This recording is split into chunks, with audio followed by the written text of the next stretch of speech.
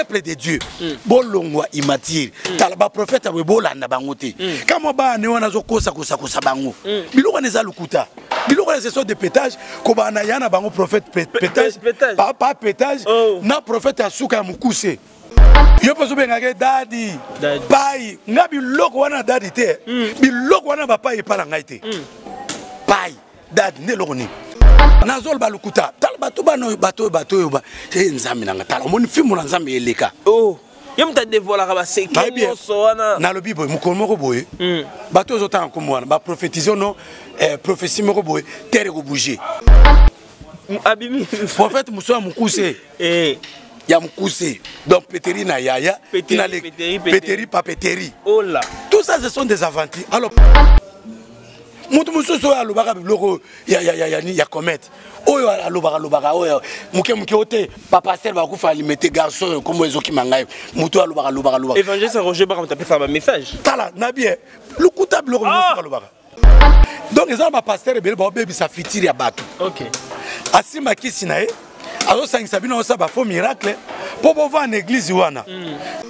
Voilà, encore une fois, un grand merci à tous ceux qui nous suivent à ces moments. Naïf Sabino, Lelo, enseignement, il sous Yamakasi. Tant que Yamaraye, vraiment, j'ai reçu des appels, des messages, non, cet homme parle de la part de Dieu, on sent la matière. Alors, un grand merci à tous ceux qui nous suivent. Lelo, Toyambi encore le docteur Patrick, prophète Mobik ici. Donc voilà, nous sommes avec lui, bibliothèque. Parce que l'Éternel Dieu t'enseigne des choses. Bonjour papa. Bonjour grand homme dans la presse. Amen. Que Dieu vous bénisse. Amen. Que Dieu bénisse ceux qui nous suivent. Que Dieu bénisse le Congo, notre président de la République. C'est bel et bien moi, votre humble serviteur de Dieu, le docteur Patrick Bénédiciel, le prophète Mobik ici. Voilà. Il y a beaucoup de gens qui se posent des questions, mille et une questions. Pour ce nom-là, Mobik ici. Pourquoi Mobik ici? Mobik ici, c'est simple. Mon frère, mon grand frère, mon papa, mon yaya, c'est Jésus-Christ. Jésus-Christ, cela veut dire les sauveurs. Ouais, les sauveurs, ouais. Alors, ce n'est pas mauvais de porter le nom de mon grand frère. Mon grand frère s'appelle Jésus-Christ. Le ouin sauveur. Alors moi, parce que j'annonce les paroles de Jésus-Christ, selon sa recommandation, dans le livre de Matthieu, il a dit, allez, faites de toutes les nations mes disciples, baptisez-les au nom du Père, du Fils et du Saint-Esprit, enseignez-leur tout ce que je vous ai enseigné. Voilà, en quelque sorte, quand on enseigne la parole de Dieu, on apporte la vie. La Bible dit dans leur détresse, ils ont invoqué l'Éternel. L'Éternel a envoyé au préalable sa parole. Ensuite, il les a guéris. Avant que Dieu ne guérisse les gens, avant que la guérison arrive, Dieu commence d'abord à envoyer sa parole qui est Jésus-Christ. La parole faite chair, la Bible dit au commencement était la parole était avec Dieu et la parole était Dieu. Cette parole-là s'est faite chair. Elle est venue parmi nous, habiter parmi nous avec pleine de gloire. Les siens, ses frères, les Israélites n'ont pas reçu la parole. Mais à ceux qui l'ont reçu, à ceux qui croient en son nom, elle a donné le pouvoir de devenir enfant de Dieu. Elle, là, c'est la parole. Donc, nous sommes enfants de Dieu par Jésus-Christ. Donc, Jésus, en hébreu là-bas, c'est Yehoshua. C'est le même nom de Josué. C'est le même nom que Osée, qui voulait dire justement les sauveurs. Donc, il y a de ceux-là qui se promènent au cours de la route, qui portent le nom de Josué, de Osée. Le nom de Josué ou de Osée, cela veut dire sauveur. Et je vais vous dire, en Israël, il y avait beaucoup de Jésus. Même ici aussi, il y a des personnes qui s'appellent Jésus. Cela veut dire des sauveurs. Que les gens ne portent pas des haines contre moi parce que je porte le nom de Mobik ici. Donc en réalité, mon ministère à moi, du docteur, est accompagné par les dons, des guérisons et des miracles aussi. Donc la Bible m'a donné le pouvoir. Il est écrit, voici je vous ai donné le pouvoir de marcher sur les scorpions, sur les serpents et sur toute puissance de l'ennemi, et rien ne pourra vous nuire. Nous avons le pouvoir. La Bible dit, vous imposerez les mains aux malades, et les malades seront guéris. Donc, en réalité, Dieu passe par nous pour guérir son peuple. Souvenez-vous, quand Jésus-Christ était devant la tombe de Lazare, il a dit, Lazare sort. La Bible dit, les morts sortis. Et Dieu, Jésus-Christ, a donné l'ordre à ses disciples. Il leur a dit, déliez cet homme de Lazare et laissez-le aller. Donc Jésus-Christ a appelé la mort, cet homme-là de Lazare, il fut sorti de la tombe, enveloppé, lié, mais c'était le travail des disciples de les délier. Nous avons ce pouvoir-là de délier les gens. Donc Jésus-Christ, Dieu, travaille en nous. Il passe par nous pour guérir son peuple. Que le nom de Mobik ici ne vous tourmente pas, ne fasse pas en sorte que vous manquiez l'appétit. Voilà en quelque sorte. Comprenons déjà que nous sommes avec le docteur. Le docteur Moussana, on va vendre Sarandé Makambu. Alors, le grand thème de l'année, nous parlons sur le combat spirituel. Le lot, le combat du futur. Papa Nangaï, le prophète Mobik ici. Au même moment, il y a combat du futur. Ok. Le combat spirituel dont je suis en train de parler, c'est un grand thème annuel. Okay. Le combat spirituel. Le combat spirituel est mal prêché ici au Congo. Le combat spirituel est biblique. Les histoires des anges sont bibliques. La démonologie est biblique. Jésus-Christ a parlé des démons. On a parlé des anges dans la Bible. Que ce ne soit pas des sujets qui estomaquent que les peuples de Dieu. Alors, avec les premiers points, parce que dans les combats spirituels, je vais parler de 4 points. Voilà. Les premiers points, le combat du futur. Le deuxième point, le combat des étoiles. Le troisième point, le combat de la naissance. Et le quatrième point, le combat des mariages. Voilà. Alors, au jour d'aujourd'hui, je vais parler de ces points-là, les combats du futur. Alors, dans le combat futur, nous avons 4 sous-points. Point à Liboso, Ezali, impatience, na manque de maîtrise de soi. Deuxième point, Ezali, la colère, Kanda. Troisième point, Ezali, procrastination et le sommeil. Et le dernier point, le combat des rêves, des songes et des visions. Voilà. Au moins, le combat spirituel, vous allez voir que non, les gens en souffrent de ça. Okay. Voilà en quelque sorte. Vraiment. Alors, papa Nangaï, docteur Balobi, aux amours trop lopoto, tokota moi lingala, on va comprendre. Tant que toujours la première point, où est dans la carte combat du futur, impatience et maîtrise de soi, manque de maîtrise de soi, papa Nangaï, où est le banning? Au moins, le combat futur d'abord, il faut définir. Au moins, moi, je suis là.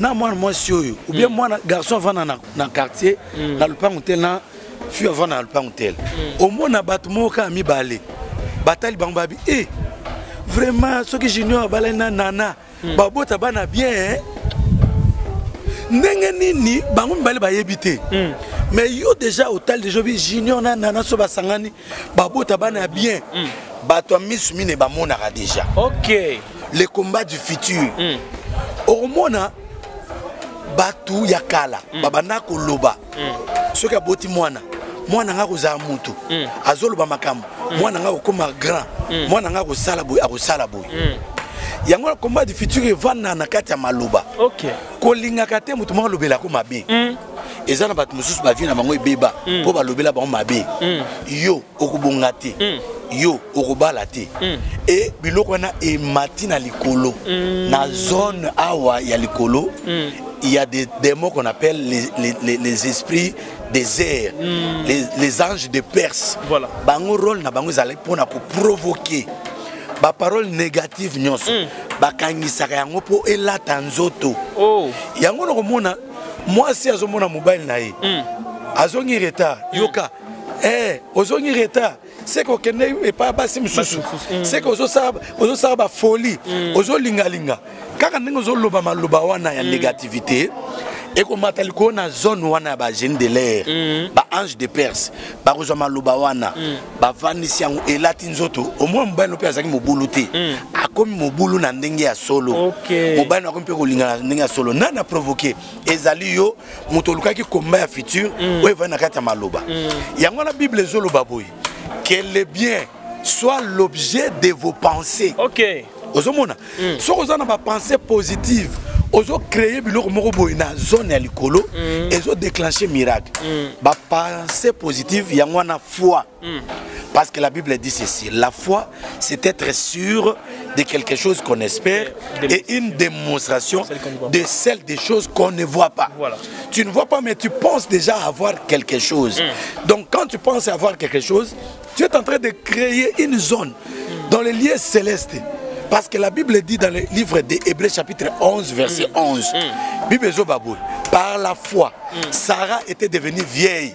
Elle s'est rendue capable d'avoir une postérité. Voilà. Sarah Yemoko Amikomisa capable par la foi. Babi Keno étant isée, âge c'est le cas qui déjà, elle s'est rendue capable d'avoir des enfants. Yemoko. Yemoko. Parce qu'elle croyait à celui qui avait donné la promesse. Celui qui avait donné la promesse, c'est Dieu. C'est celui-là qui est fidèle. Alors, nakati ya komba ya futur wana, ba parole négative. Tala, nangina ibiselo mo sorcellerie inconsciente. Sorcellerie inconsciente ezaki lokoni. Surtout nous tous sorcellerie inconsciente. Ah oui, vous définir à monter. Autour de ta pasteur, sorcellerie inconsciente n'a définir rien aussi. Sorcellerie inconsciente est la sorcellerie mabi. Ok. Yoga sorcellerie inconsciente. Au moment où tu as mon anzela, à mon où tu as immeuble, bah tu as bien bah crêpé immeuble. Yoga eh. Bon on n'est pas ça qu'on a voilà. Bon mouton n'est pas azal kolo antenne ya tigo te vodako. Bon on se la couille nassé. Bon n'est pas sur le ça mais le soke pasuki. Voilà. Bon n'est pas autant ça mouton au soke ça l'accident. Malmo pouf mouton ça accident. Yokai eh malobarange zaranganga. OK. Ozomona. Sorcellerie inconsciente zarandengwa. Voilà. Yango keba na bato balobara négativité pona. Olmo salika moko ono ekosimba na ngote. Olmo sala ovandi selo moko boneti chaîne na biso ndenge evanda awa yezo ba bisi nango yoka mutu moko kana monga YouTube bo vanda bozo bisi bo sa soki neni ata bino moko mutu abongo soko moni pembe na bengana yi. OK. Aza agent ya combat ya futur bango bandimaka te to sema mnyos tu boy azo boseno bien mais bango bayaka ko découragement yango mona bato babundisa combat futur tala Moïse atindi 12 espions bakende ko explorer Kana. Okay. Babi autant bakomi kuna na Kana. Bazongi. Yoka bango ba pesa rapport. Bato abundisa futur. Balelisa peuple Israël. Ba pesa découragement. Yoka bango. Balobi boy. Nous avons vu certainement là où le pays coule le miel. Nous avons vu que le pays est bon.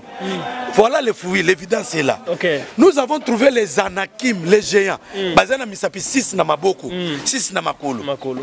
Ce sont des géants devant leurs yeux. Nous étions comme des sauterelles. Oh, nana biso za sauterelles. Voilà. Aujourd'hui, on a la négativité. Babiba na Israël, Léli, c'est découragement. Moïse, tous on a habité en Égypte. C'est que Josué na Caleb. Ba positiviste. OK. Bato ba vandi sa ka venir. Yangwana na zo ebisayo. Ata liba les activités. Amen. Ata na chaîne oyo. To confesser positivité. Amen. Ngai docteur Patrick Béni du ciel le prophète Mobikisi. Nazo confesser positivité pour na libala na yo. Amen. Ozola nanga na poto positivité. Ça na nuboy skozo la nanga. Ça na nuboy, ça na nuboy. Ça na nuboy. Libala na positivité. Amen. Moussa na positivité. Amen. Mbongo na positivité. Amen. Onyo sozon ngo sala voyage positivité. Soko bota raté positivité. Soko balate positivité. Soko zoluka mosala positivité. Soko zoluka ko yebana positivité. Soko lingo mata fonction positivité. Soko zomona rien ne semble marcher positivité. Yo pe politicien zolanda biso. Olingo zo pouvoir positivité. Appelle les docteurs prophète Mobikisi Patrick. La rebonde la ponayo et tu auras ce que tu cherches. Et ça na bato beli ne ba hésitaka. Ah na bengaye akosenga mbongo lokola ba prophète nyonso. Moi je suis le prophète Mobikisi. Je suis le prophète Mobikisi. Nga na ye pona kotelemela ba prophète nyonso a lokuta. OK. Parce que na combat futur ba prophète ba bundisa bato. Lelo ba bengi mankiona. Oh oui, mankiona. Biloko nyonso zoyoka. Oh non, ba biloko moko bo soki na hôtel MP. Chambre 26. Ba chambre. OK, on va. Eza lokuta. Papa là. Et à lokuta mankiona. Bon, il y a garantie aussi. Na lobi yo ye côté en église. Makambango babi la prophétie. Voilà. Vient pour édifier, pour consoler et puis pour exhorter. Et là, la prophétie vient pour édifier, consoler, exhorter. Yo ce que muto côté hôtel. Là qui c'est amour il y a Jésus-Christ. Voilà. Yo là que c'est muto amour à Jésus-Christ. Comme ça muto mo tika masum. Yo keneo chambre 26 ta la tika blogwana ba jewana ou ba osa mikiwana opesi muto mongo muto pia animi muto ke omikangisa kamera ko zoaye tika batu soko lingi penda ke no toyeba yo no aza prophète ya solo omondo ozabo mona mo salati libaya batu ne ka no mona mo salati soutien couleur nini sous-vêtement couleur ni akoyeba te voilà oyebisaka no soko za prophète ya solo yebisa biso nana oza président na tour nguna ayebite nana oza ministre ya finance na nana kuna ayebite nana oza ministre ya économie ayebite président au va voter au bimana combien de pourcentage ba yebite to ba lukuta ba lukuta na zo yebisa yo papa nanga nana prophète Mobikisi. Pourquoi Babé un prophète Mobikisi? Parce que moi je prêche la parole de Dieu. Voilà. La parole de Dieu est une prophétie par l'excellence. So bengoza na problème. Na webi so mama. Est-ce que lobanzam undimarango onandimango? Na te lobanzam. To sambelinzam. Au moins non lobi koyi. Mais biloko no mama ozana bitumba. Na mona bitumba bitumba ngo ya parce que la Bible a parlé de combat spirituel. La Bible dit malheur à la terre car le diable est descendu parmi vous animé d'une grande colère sachant qu'il a peu de temps. Bible le bela combat spirituel nengeni bakwesa Adam na jardin d'Eden na Ève. Ti même Satan yemoko le diable est venu tenter Jésus-Christ. On a parlé de ça dans la Bible. Biloko wana batutala batue peuple de Dieu. Bolongwa imatir. Talaba prophète webola na bangote. Kama ba ne wana zo kosa bango. Biloko neza lukuta. Biloko ce sont des pétages ko ba na yana bango prophète pétage. Pas pétage na prophète asuka ya mukuse. Abimi prophète muso mukuse. Ya mukuse. Donc péteri na yaya, péteri papeterie. Oh là. Tout ça ce sont des aventures. Alors peuple de Dieu, l'heure est venue. Nazo senga na président il y a église de réveil. Pasteur de Lokama, voilà. A sanctionner n'importe quoi. D'ailleurs, on a une église de réveil. Oh!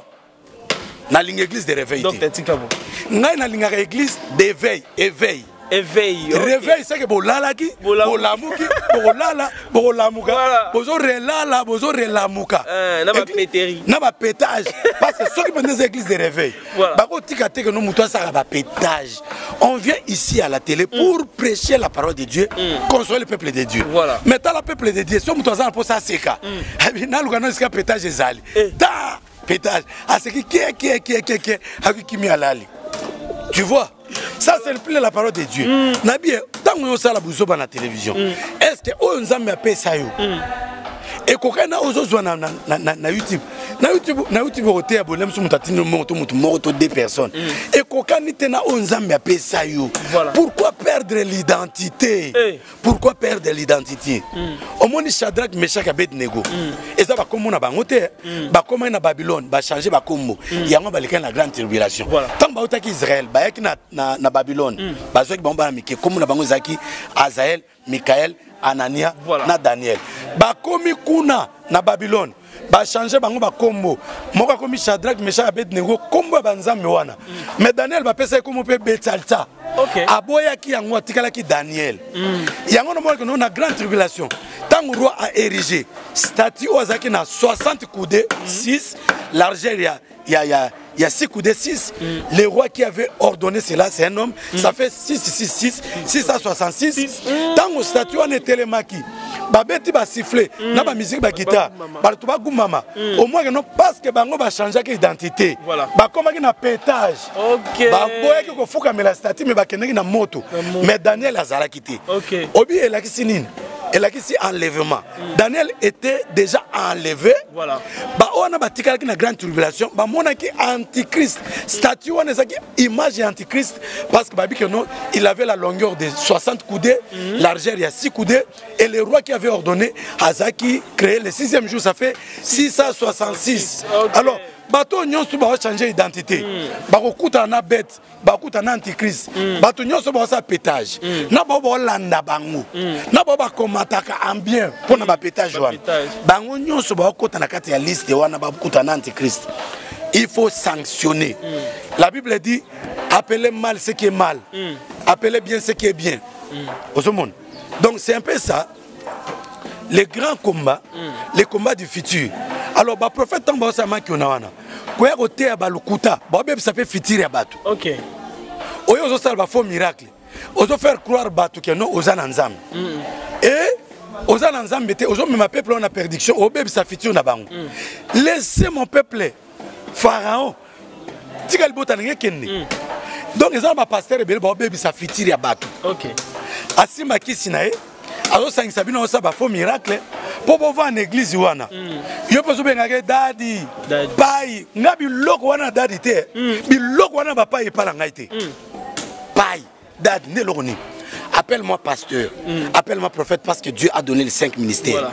Combien on a pu papa te, bien un pasteur, bien un prophète, bien un docteur. Wana titre na biso wana. Ozomo. Et blo papa, papa est. Mais si vous avez un pasteur, bonjour révérend, bonjour mon pasteur.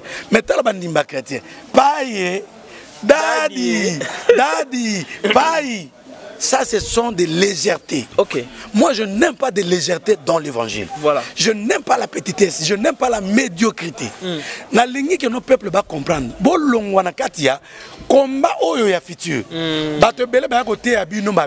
La Bible dit la foi vient de ce que l'on attend. Ce que l'on attend vient de la parole de Dieu. Il faut oyo kamate ya bien parce que ça pate oli ya biloko bien pour évoluer. Yango nzambe pa mola bino. Apa mola papa Junior Diasso, le Neymar de la presse, le grand esprit de la presse, un grand géant. Ayeko lobi docteur prophète Mobikisi.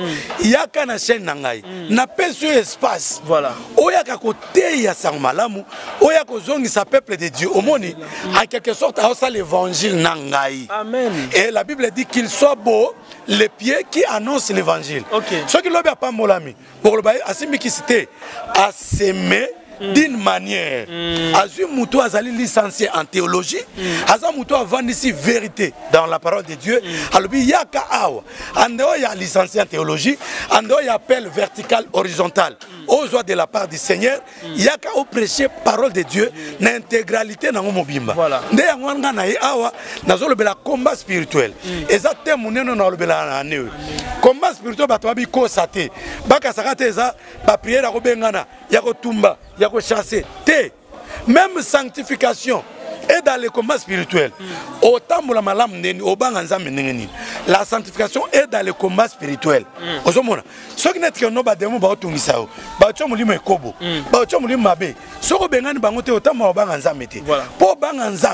il faut que nous obunda. La Bible dit déjà vous êtes purs à cause de la parole que je vous ai annoncée. Qu'est-ce que Jésus-Christ avait annoncé quand il était ici sur terre? Voilà. Jésus-Christ a parlé du ciel. Il a dit cherchez premièrement le royaume du ciel. Voilà. Chercher le royaume du ciel, c'est un combat. Oyo nzoto ko bundisa yo ko lingato ke nduluka bukonza likolo. Nzoto etino na milangwa. Etino na makaya. Na ekobo na muyibi. Ozomona.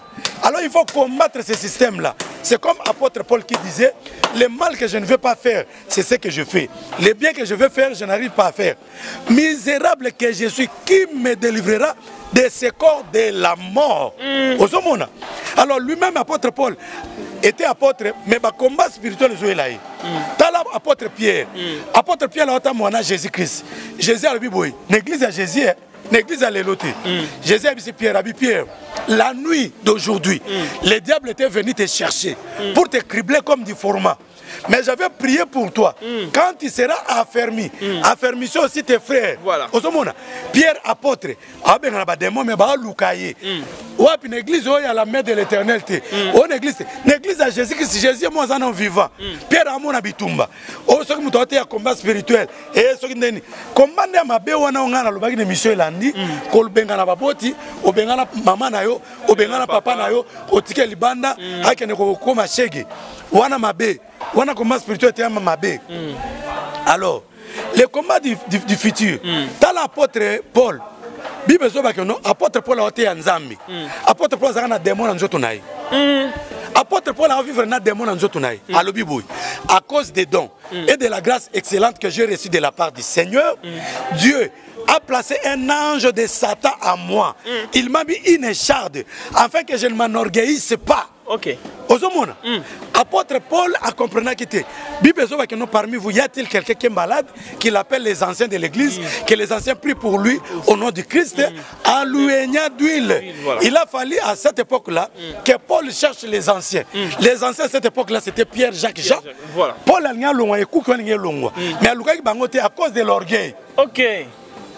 Dans l'apôtre Paul, a comment il critique na Galate, a compris moi Paul, apôtre de Jésus-Christ, ni par un homme, ni par la volonté d'un homme, ni par un homme. Voilà. Mais bon, ni papa Paul. C'est Ananias qui m'a là pour nous bécailler. Vraiment.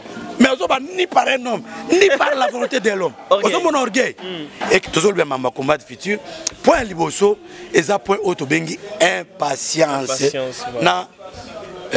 Impatience et manque à maîtrise de soi. Lelo au monde muto comme mukonzi. Oebite banzela lekana. Oebite nini oya sala. Po akoma bongo. Yoka banzem. Salelanga lokola Moïse. Salelanga lokola Paul na Silas. Salelanga lokola Daniel. Ah, c'est là. Pesanga motema ya Job yo. Vraiment. Ce que bazu bitumba Job. Ba pesi yo. Babi que non le cas Moïse. Moïse a souffert qui 40 ans dans désert. Yo ko kabilo ko wana. Vraiment. Ça là ngalo Moïse, c'est une expérience na yo moko. OK. Ne ba te belé tant o senga, ça là ngalo la Job. Comprenons que donc tu sais qui donc Ezaroinda. On va dans studio. Job azaki na ba mapango za vecteur ba bilo belé. Abungi si yangonano na bana bakufi. So yo za na studio, ozano célibataire za na mwana te. Siko studio Nzamba sa lo la Job. C'est là ngalo Job. Tika biloko wana. OK. Ça elanga lokola nga. Lokola ngai. Ba prière monsieur za prière au salati. Ozomona. Créer chemin pour Nanga. C'est l'histoire Yassika. Ok. Histoire nous appelle témoignage pour notre monsieur. Alors, aux ans d'impatience, à cause d'impatience, et tu n'as pas de monsieur Simbakis. Mais c'est Junior Dias, ou bien Skautate. Il y a comme maman le roi Netier. Ou comme on a 5 000 abonnés le roi Netier. N'a pété qu'à abouy. Non. Il faut tailler chemin. Impatience ou on a. Et celle qui n'a pas de belé, pas comme ma boma. Voilà. Aux hommes, fitir ne baby. Tant que vous avez patience, vous avez bakis. Fitir baby, banganga ba travaillaka. Baby que nous moutons en étoile, mais à bonga da 10 ans, da 15 ans. Le roi yo moko yo luka bango. Ba ko utiliser ka étoile na mais ba ko utiliser ndema mabe. Ba famille musupeli nga kisité. O meki be pas obéir liboma. Et patience. Ba te belé pour na patience. Bazanga mabala ya bien. Mubal penza o ya yo. O nzambe abongisi. Ake poto, albi mwasi na ngae zelanga. Nazoya yoka mwasa kuna mwa bazende na mwa bashida ozomona tika nazwa anatanda mobile nga koyeba te tango meka pe bekanangi ka libumu evimbi zemi obebi si libano bien mobile tango azoya boy malma kuto na zemi olobanine au perdre impatience. C'est ça le grand combat du futur. Nenzambe Satan a retiré mutema moto wana mutema ne zaki pas jida Jida otambo na Jésus-Christ, Jida kosa Jésus-Christ ala muyibi. Bazana Jésus-Christ me bima akene otala mwasi na ye. Akene otala makangu. Asi sambonga kesi tala un jour. Jésus otambo na nzela. Jésus okinzala. Mbona kesi ezate. Mais Jésus-Christ azaki accompagné na ba Suzanne, ba ministre finance, ba toloko ba Joseph d'Arimathée. Ndenge nini Jésus akene kozanga mbongo na kesi na ye. Toujours mais c'est Jida. comme elle bosse nzete moko Jésus ayoki nzala eloko liezata Jésus maudire nzete pona ni kese zaki ne loko te mbongo esila ki ndenge nini musani jida osala deuxièmement moi son eko sopela yesu malasi na makolo yoka jida perte perte fa to teka ngo to teka to zombo to pesa ta babola ye mukone asunga babola esprit muyibi troisième fois ayeko teka Jésus Christ ye moko ozomona muto bongo aza muteme patience akokoka te tala bato be balongwa musala batieka côté ya mbongo batie na caisse mutema ki pouf bakanye muyibi bato belo mwasi na kata ndako mobali ya yo moko zo ibe mbongo na poche mobali atiki mbongo moyebisi mobali te ozwi mbongo eza na basi ebele aza na kata ndako libala mais ayiba mbongo asunga bapara ayibisi mobali te impatience nzoko mobali aza na projet asomele lupangu asala ba magasin mais ye impatience azoyiba mbongo na fongola pharmacie na bibwa aza na mobali awo leki na yaka kwa neti visite nzoka bazobongisa ne osala pharmacie ke bana basi ndengwa baso baza ba impatience soko beli azako mwasi ya Job yoka mwasi ya Job aza impatiente abina Job finga nzambe bongo kufa po Job aperdaka nyonso nde bateyaka te Job aperdaka nyonso te Job atikala na mama pango sata iba nyonso me mapango Job ayibaka ngo te voilà moi c'est bien que non lupango agombe ce que Job akei na orenye lupango matete lupango limete na orenye mais atali que non te ata ba bibwele kei mais mapango ba concession ezali muto afinga nzambe bonga kufa pour anine c'est que moi ba chéri moi ba saki ona balula kae bon papa akena comme ça nous na jeune ya kamulang ya kamulang pour kamula ngai on a ba idée moi c'est Job alors azoe ba futur te Job ko ebisa moi si oza moi c'est ndengeni et pas nzambe to zunyonso nzambe ne mutapesi biso soki abotoli lokumu ezongi pa na ye pourquoi okolo babo impatience ezala ke non bapasteur babima bibimelela baprophète babima bibimelela oko remarqué soki otamboli mokolo ya baconsécration mokolo baconsécraka bato baordonnaka bato eza pasi omonake non pasteur moko aconsacré mondimi moko prophète voilà baprophète babima loko mayebo ya nsima ndako kanangi nga prophète soki amoni mwa de ndoto abimi prophète tale malamu na koteya na ye akozala propre à l'enseignement. Non. C'est lui qui aspire à la charge d'un évêque ou de devenir un ancien. Il doit être capable de gérer sa maison. Voilà. Le prophète va être capable de gérer sa maison. Au moins, on a un souana, bazana péteri. Oh, bazana divorce. Bao nyoso zolu bawana, o zolu belanga wana, o lubagine bandi, bazana divorce. La chambre 26. Nazol bakeno ba divorcer. Vraiment waouh. Ozomona. Alors baton ba ko dire bandako na bango te. Oko remarquer Bible so bakeno il faut qu'il soit propre à l'enseignement. Voilà. Propre à l'enseignement, il faut éviter dérapage, n'importe quoi. Au moins que nos prophètes bazara oh non, natam samina mulimu. Autant samina mulimu nengeni. Na poto so louer salle 3 heures du temps, 3 heures du temps. Mulimu kamoko na no 5 heures du temps ba policier ba yi. Non, la Bible dit joignez votre foi à la connaissance. La Bible dit mon peuple périt faute de connaissance. Et raison pour laquelle moi le docteur prophète Mobikis qui annonce la parole de Dieu avec intégralité. Je suis venu annoncer la parole de Dieu. Voilà. La banelle version qui dit dans leur souffrance, dans leur angoisse, il cria à l'Éternel. Au préalable, l'Éternel envoya sa parole et ensuite il les guérit. Dans la version de bien, il envoya sa parole, virgule, et il les guérit. Donc, guérison, il faut parole. Voilà. Ce que nous guérison, parole était amité et la guérison m'a bé. Voilà. Et puis, bandimialeo n'a pas compris. Prophète, prophétisez les gars. Prophète, c'est un nabi. C'est un ambassadeur d'eux. C'est lui qui parle à la place d'eux. Voilà. C'est lui qui représente d'elle. Il faut que nous moutons yé. Azo représente mouton na loba. Prophète lobelanga. Ba prophète tango ya ba pétage. Na bana bango. Oma ba ko nika ki ndingu ta. Ozala bitumba. Bitumba botata. Mbongo garantie ne kendaki te ezali pa. Mbongo garantie. La prophétie, tu vois qui était en garantie? Garantie. Bon, on garantie l'église. SN. Yo qui professionnel. L'obélanga professionnel. Ezaboye, Moussarola Zui, prophétie, a dit que non, Moutoumbat Bazar, Bazar, bon, garantie, Tikango, et Tikala l'église. Bon, à garantie, on va monter combien? Et il y a 300, il y a 150, puis 180 $. Est-ce que 150 $, à garantie, n'a que ça? Moutoua, ça responsable de 150 $ pour avoir un wapi. On a bloqué les ablois à l'Ukuta. Au moins, Batouana, Baibinga bien, Baibinga bien, mon Naluba, Baibinga bien, Baibinga non, ce qui va meki, n'a périsé le moto. Oh, moto makasi na zo bisayo. Donc biloko en tolinga ngote. Tala yakate la parole de Dieu aux gens on a deux à prophétie sauter ils arrêtent. Mais tu sais kufa déjà. Te la parole de Dieu aux alano quitte aux alano problème te. Bat barondima, batu barbon la mitema na bango et puis bat baza consoler. Quoi ko bunda. Aïe aïe aïe aïe mawe. Vraiment. Ko bunda ko salo ba bien phénomène CD. Cela veut dire que non. Biloko na arrangement ba protocole tala. Ça l'émission mo kakawa. Thème na ngo za la makiona. Na expliquer on ndenge basala makambo wana. Ndeba bongisa ba biloko wana. Ce sont des arrangements. Vraiment. Et le peuple de Dieu va comprendre bango. Nabi pasteur Baruti Kasongo. Révérend pasteur Baruti Kasongo, beaucoup de respect. Yo mona na biloko na ba prophétie. Jamais. Bandimi ba fanda. Yo iba mondima pasteur Baruti Kasongo. Jamais. Biloko na ba prophétie pétage biloko mikemki ona. Eza kuna te. Afani cette église ba autorité mo ba samle pa na. Vraiment. Ozomon. Bato ba vanda pour la parole de Dieu. Parce que la Bible dit ne négligez pas, ne méprisez pas la prophétie. Toutefois, examinez-la, retenez ce qui est bon, rejetez ce qui est bon. Prophétie en exactitude, tu encore retenir, encore rejeter.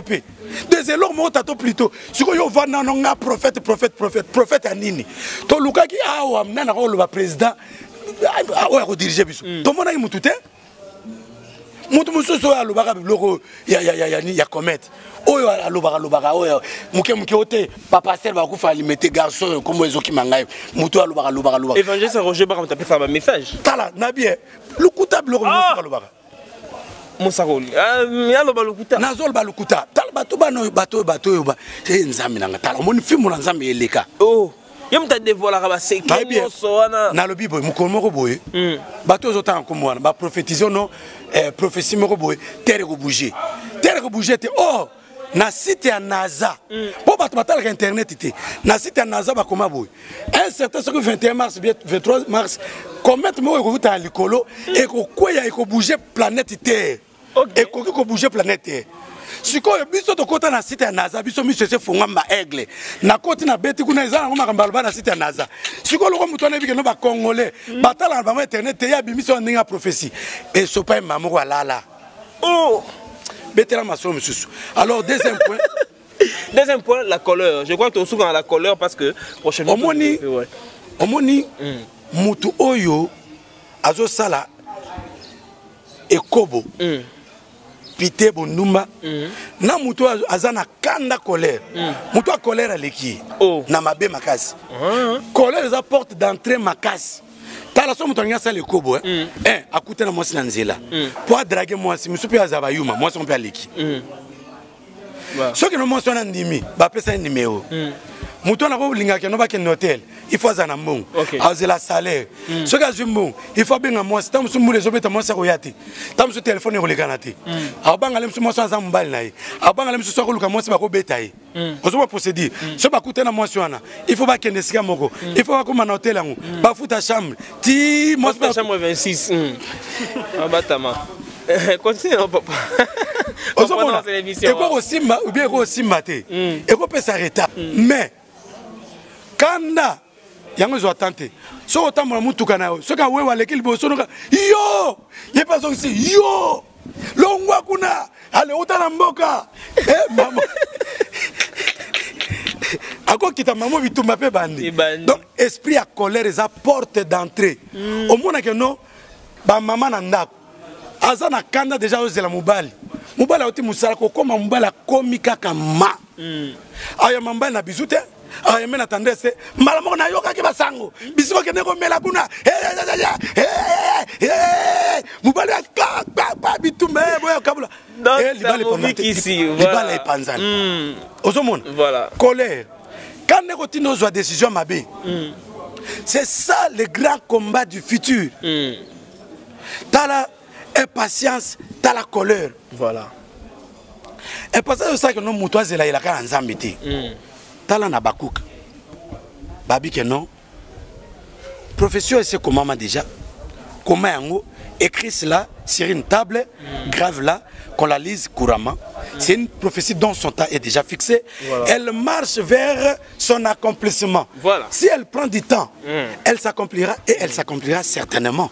Il faut oser là. Voilà. Mais quand on a sopé, patience. Patience, oui. Au siliki, au côté porte d'entrée. Couple l'union surtout les anakanda. Voilà. Bénédiction finance et ananda qu'on a bangoté. Au moins que nous sommes pire que côté pour moi ça c'est méchant. Voilà. Méchante, moubal méchant. Méchant, ouais. Nda qu'on est na piaka. Donc porte d'entrée à mon nez akanda. Voilà. Au moins que nous battons bien bazan à prison. À cause de kanda nous sommes magistrat. Magistrat so samisaï. Tellement mouton na zolo bien. Allez bota na kunanan. Pas moutou kapia razo bat na makale raté ezuye akekuna. À cause de méchanceté battons bien bazon ba décision. Bou abeti mesa kobanda lelo. Tala papa oyo Jacob na Genèse chapitre 49. Yoka a sangsi bane nyonswabi Jacob parle. Écoutez Israël. Abani kolobabi toi Ribé, mon premier fils, le fils de ma vigueur. Tu n'auras pas la prééminence. Pourquoi? Parce que tu es monté sur ma couche. Voilà. Heureusement prééminence c'est parce que tu es monté sur ma couche. Voilà. Et à l'obi prophétie wana, il y a futur. À l'obi on a kanda. Ozomona. Futur moi na bébé baraté et baby. Akiti na Siméon na Lévi. À l'obi na makita na bino moli munangé zate na kati wana.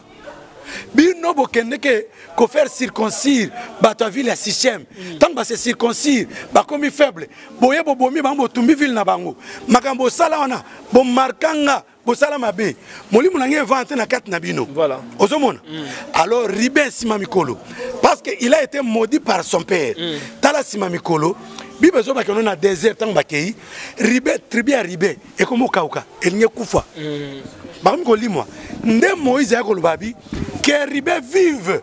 Okay. Parce que Moïse a constaté que non, na 12 tribus, na 2 tribus. Oh, il y a Joseph, Manassé et Ephraim. Oh, il y a 14 tribus. Mais tribus arrivées, moi, dans l'Ibosso et Sanini, et moi. Les combats du futur. Tala Joseph, Baby c'est que non, Joseph, tu recevras les hommages de tes frères. Joseph vient changer. Voilà. Il y a un combat, et ça va combat moi au Saranati. Diable abunisa futur. Tala Pharaon. Pharaon abunisa 80 ans. 80 ans, il y avait Moïse. Tala. Moïse t'a botami. Aza mona moké. Hein? Pharaon déjà moni que na génération oyo mutumo abotama a sauver peuple oyo be esclave. Alobité bana nyoso babota mibalia. Bobo mabango. Nde Moïse abimaka na kata génération na. Moïse a sali 40 ans na ndako Pharaon. Akimi ndako Pharaon, akiko sala 40 ans na désert, 80 ans na benga zongi pona ko bikisa bana Israël na Égypte. Voilà. Si kotala Pharaon bundi saka déjà à venir, il a sorti un peuple de Dieu dans 80 ans. Le combat du futur. Vraiment. Pharaon a le pouvoir à remonter 80 ans à Moutou. Il y a un grand combat comme un futur. Batma mona que no bala bien. Batma mona que no bota bana bien. Ndeko ba bunisa libala nayo. Bacho mutema duku ya kindumba. Bazo bunisa yo. Mubala biso no zelanga na zo bala. Oliko zelati. Ndeko mona que no mutema duku wana. Et ça là que no bato bi walunga misala. Donc voilà le combat du futur. Voilà. Ce qu'on se retrouver dans le combat oyo. Aujourd'hui, on a mutema za duku za patiente. Benganga na obonde la pona yo. Numéro? Mon numéro. Plus 243 90 71 021 71 Nabandeli plus 243 90 71 021 71 Ndeko benga le prophète Mobikisi. Je vais prier pour toi. Voilà. Ce qui ne semble pas marcher dans ta vie. Voilà. Aujourd'hui, nous combat futur. Baloba malba mabi. Okoye bango ndengeni. Au moins que nous misalo sala esimate. Liba les oyate. Moi c'est qui toko. Mais azobalati Moi, c'est qui toko, mais ma qui est le bossoté. Autant que ma classe est bien. Aujourd'hui, comme Moussala, mais Moussa est zoyaté.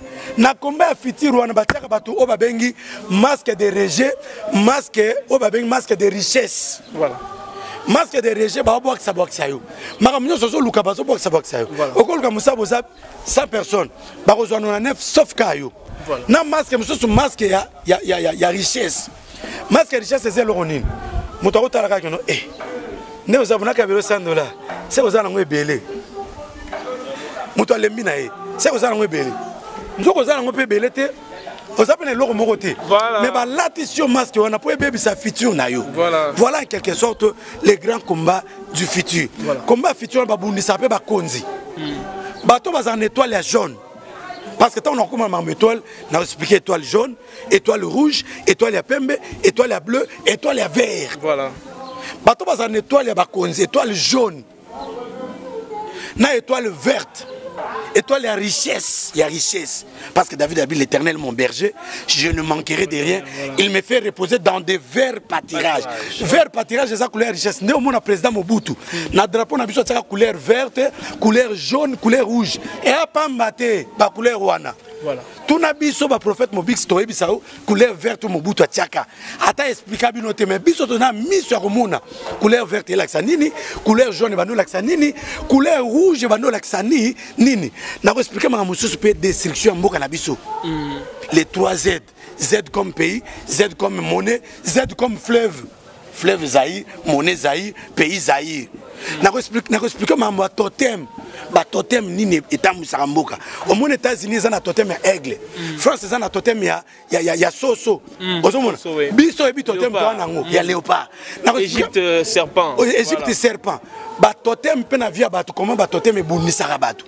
Et puis ba problème est belé. Au monde avec no ba pasteur ba prophète. Tant comme ba combat ya naissance. Na expliquer ba combat de nom. Au monde avec no ba combat ba bundisa. Ote bitumana za pona komona mboka diaso. Or, comme on junior, Batmazo et non, junior wana bitumeza makasi ko le relem suna diaso. Voilà. Et tant que comme on a explication d'étoile, n'a pas touché ba constellation, makamba chrétien ba banga pe ba yebi angote. Les 12 signes de constellation. Voilà. Les scorpions, les serpents, les lions, les cancers, la balance, les poissons. N'a pas expliqué ba bloko wana.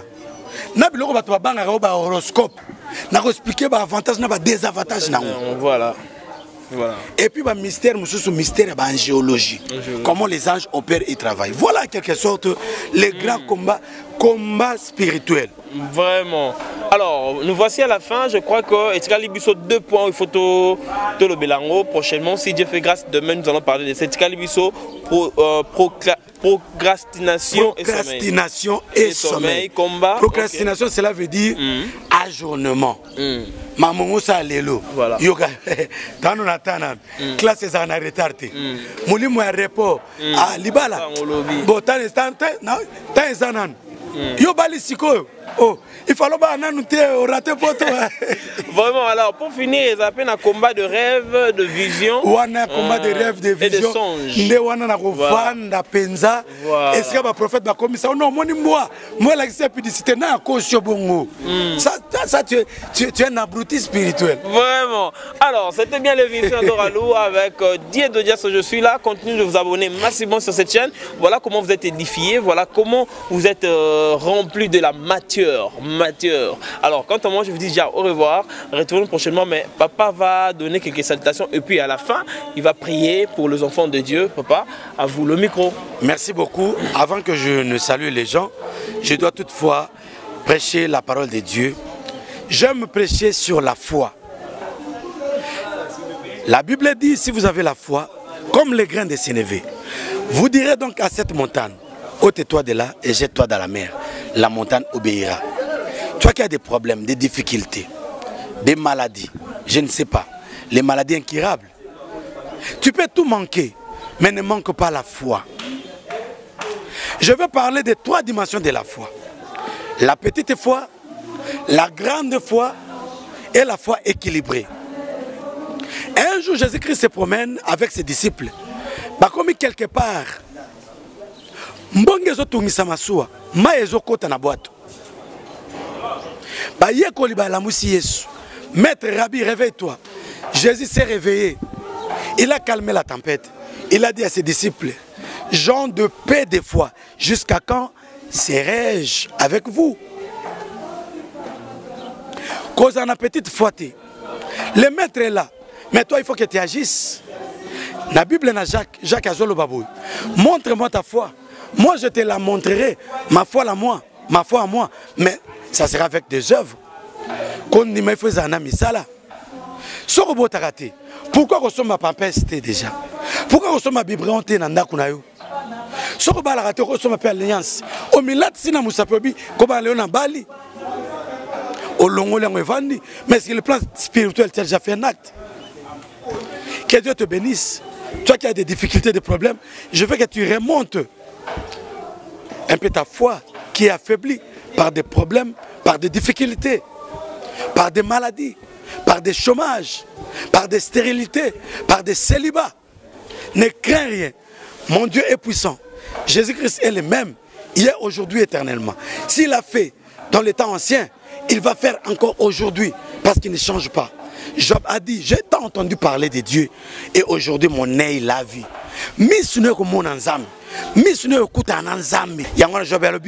Je sais, mon Rédempteur est vivant.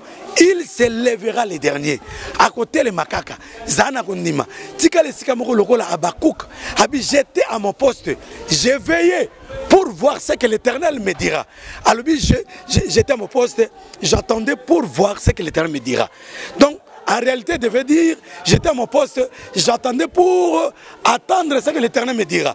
Mais il a dit, j'étais là pour voir ce que l'Éternel me dira. Cela veut dire, quand l'Éternel dit quelque chose, ça tombe dans les oreilles d'Abakouk. Abakouk est un homme de foi, directement il voit cela, il touche. Je veux que cette année 2022, que tu touches à ton mariage, que tu touches à ton succès, que tu touches à ton élévation. C'est possible. Rien n'est impossible à celui qui croit. Si tu crois, si tu crois, si tu crois, tu seras élevé. Si tu crois, au Kobimana hôpital et psychosali, quelle que soit la maladie, et la cancer, cancer à makila, tuberculose, maladie à sucre, diabète comata, tension, stérilité, maladie lombaire, naïbité bastrose, maladie nyonstou, Dieu est capable de tout. La Bible dit, il est un Dieu puissant, il s'est humilié, il a porté un nom qui est au-dessus de tout nom, afin qu'au nom de Jésus, tous genoux fléchissent. Et la deuxième fois, c'est la foi équilibrée, comme la foi de Bartimée. Que veux-tu que je te fasse? Je veux que je recouvre la vie.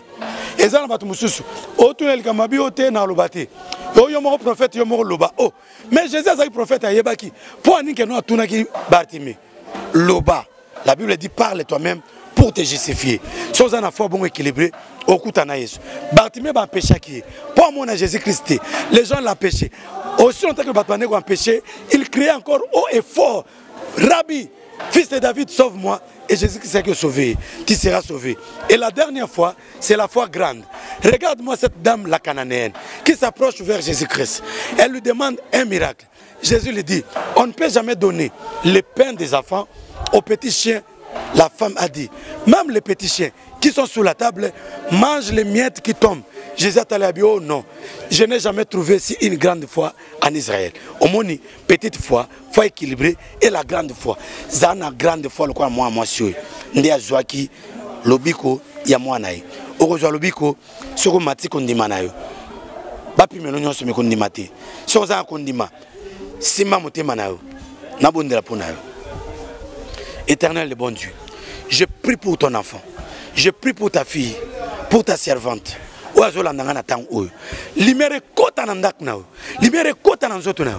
Vivre la puissance, la grandeur de Dieu, vivre la main de l'Éternel, vivre la plénitude du Dieu Tout-Puissant. Au nom de Jésus-Christ, au nom de Jésus-Christ, au nom de Jésus-Christ, vivre la grandeur de Dieu, vivre la grandeur de Dieu, la manifestation de Dieu.